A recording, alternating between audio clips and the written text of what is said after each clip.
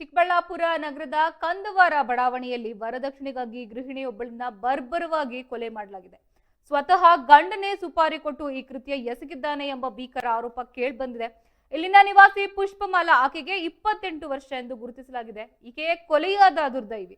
ಇನ್ನು ಕಳೆದ 4 ವರ್ಷಗಳ ಹಿಂದೆಯಷ್ಟೇ ಈಕೆಯನ್ನ ಭರತ್ ಎಂಬಾತನಿಗೆ ಕೊಟ್ಟು ಮದುವೆ ಮಾಡಿಸಲಾಗಿತ್ತು. ಆದರೆ ಮದುವೆಯಾದ ಕೇವಲ 3 ತಿಂಗಳಿಗೆ ಅತ್ತೆ, ಗಂಡ ಹಾಗೂ ನಾದಿನಿ ಸೇರಿ ವರದಕ್ಷಿಣೆಗಾಗಿ ಪುಷ್ಪಮಾಲಾಗೆ ನಿರಂತರ ಕಿರುಕುಳವನ್ನ ನೀಡ್ತಾ ಇದ್ರು. ಇನ್ನು ಕೊಲೆಯಾದ ದಿನ ಪತ್ನಿಯನ್ನ ಮನೆಯಲ್ಲೇ ಒಂಟಿಯಾಗಿ ಬಿಟ್ಟಿದ್ದ ಗಂಡ ಮತ್ತು ಆತನ ಕುಟುಂಬಸ್ಥರು ತಾವೆಲ್ಲರೂ ದೇವಸ್ಥಾನಕ್ಕೆ ಹೋಗ್ತಿರೋದಾಗಿ ನಾಟಕವಾಡ್ತಿದ್ರಂತೆ. ಇನ್ನು ರಾತ್ರಿ ವೇಳೆ ಪುಷ್ಪಮಾಲಾ ಒಂಟಿಯಾಗಿದ್ದನ್ನ ಸಂಚು ರೂಪಿಸಿ ಸುಪಾರಿ ಕೊಲೆಗಡುಕರ ಮೂಲಕ ಆಸೆಯನ್ನ ಉಸಿರುಗಟ್ಟಿಸಿ ಕೊಲೆ ಮಾಡಲಾಗಿದೆ.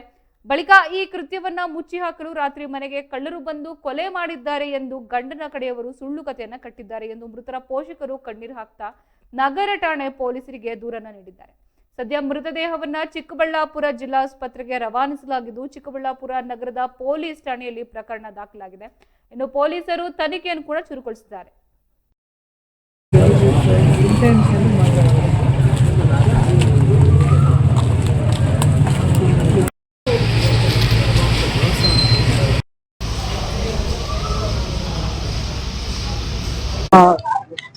ಮಾವನ ಮಗಳೇ ಮಾವನ ಮಗಳು ಸೋದರ ಮಾವ ಆಗ್ಬೇಕು. ನಾನು ಇವಾಗ ಒಂದು 4 ವರ್ಷ ಆಯ್ತು ಸರ್ ಮದುವೆಯಾಗಿ 4 ವರ್ಷ ಆಯ್ತು. ಸುಮಾರು 7 ತಿಂಗಳಿಗೆ ಜಗಳ ತೆಗೆದ್ರು. ವರದಕ್ಷಿಣೆ ಕಿರುಕುಳ ಅಂತ ಅಂದ್ರೆ ಟಾರ್ಚರ್ ಮಾಡಿದ್ದಾರೆ.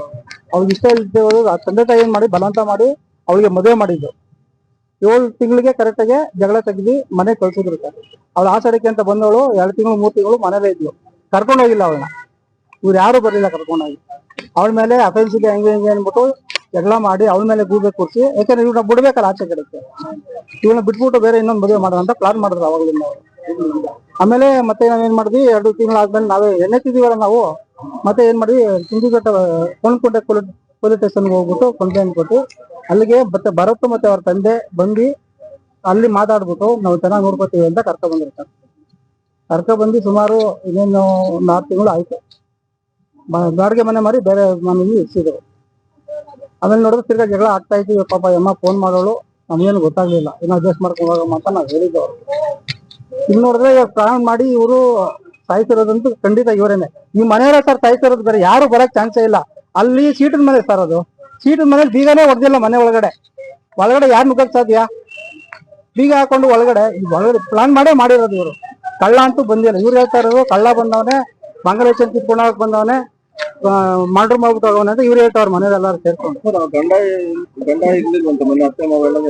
ಸರ್ ದೇವಸ್ಥಾನಕ್ಕೆ ಒಂದಿನ ಮುಂಚೆ ಕ್ಲೀನ್ ಮಾಡ್ಕೊಂಡು ಬೇರೆಯವರಿಗೆ ಸುಪಾರಿ ಕೊಟ್ಟು ಇವ್ರು ಹೋಗಿರೋದು ಸರ್ ಎಲ್ಲಾರ್ಗು. ಸರ್ ಇನೋವಾ ಕಾರಲ್ಲಿ 9 ಜನ ಕುತ್ಕೋಬಹುದು ಆರಾಮಾಗೆ. ಇವ್ರು 5 ಜನ 6 ಜನ ಹೋಗಿದ್ದಾರೆ ಸರ್. ಇನ್ನ 3 ಜನ ಕುತ್ಕೊಳ್ಳೋ ಜಾಗ ಇದೆ. ಈ ಅಮ್ಮಂಗೆ ಹೇಳವ್ರೆ, ನಿನ್ ಬರ್ಬೇಡ, ಜಾಗ ಇಲ್ಲ ಕಾರಲ್ಲಿ, ನೀವು ಹೋಗ್ರಿ ಮನೆ ಇದೆ ಆರಾಮಾಗೆ ಅಂದ್ಬಿಟ್ಟು ಬಿಟ್ಬಿಟ್ಟು ಹೋಗಿದ್ದಾರೆ ಸರ್. ಕಾರೇ ಜಾಗ ಇಲ್ಲ, 9 ಜನ ಹೋಗಕ್ಕಾಗಲ್ಲ ಕಾರಲ್ಲಿ. ಏನಕ್ಕೆ ಒಬ್ಬನೇ ಬಿಟ್ಬಿಟ್ಟು ಹೋದ್ರು? ಮನೆಯಲ್ಲ ಪ್ಲಾನ್ ಮಾಡಿ ಬೇರೆಯವ್ರಿಗೆ ಸುಪಾರಿ ಕೊಟ್ಟು ಇವರು ದೇವಸ್ಥಾನಕ್ಕೆ ಹೋಗಿರೋದು.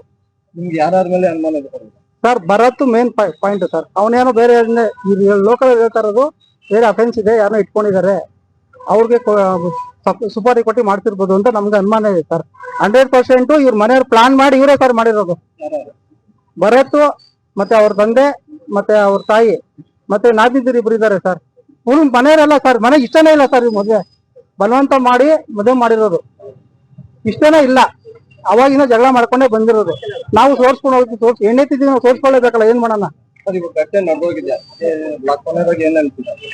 ಸರ್? ಏನಿಲ್ಲ ಸರ್, ಈ ಮನೆಯವ್ರಿಗೆ ಇವ್ರು ಮಾತ್ರ ಯಾರನ್ನೂ ಬಿಡಕ್ ಹೋಗ್ಬಾರ್ದು ಸರ್.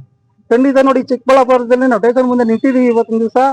ಇಲ್ಲಿ ಏನಾಗ್ತಾ ಇದೆ, ಲೋಕಲ್ ಅಲ್ಲಿ ಏನೇನ್ ಮಾಡ್ತಾರೆ ನಮ್ಗೆ ಗೊತ್ತಿಲ್ಲ ಸರ್. ಯಾವ MLA ಫೋನ್ ಮಾಡ್ತಾರೋ, ಯಾರಿಗೆ ರೆಕಮೆಂಡೇಶನ್ ಮಾಡ್ತಾರೋ ನಮ್ಗೆ ಗೊತ್ತಿಲ್ಲ. ದಯವಿಟ್ಟು ನಾವು ಬಡವರು, ದಯವಿಟ್ಟು ನಮ್ಗೆ ನ್ಯಾಯ ಮಾಡಿಕೊಡಿ.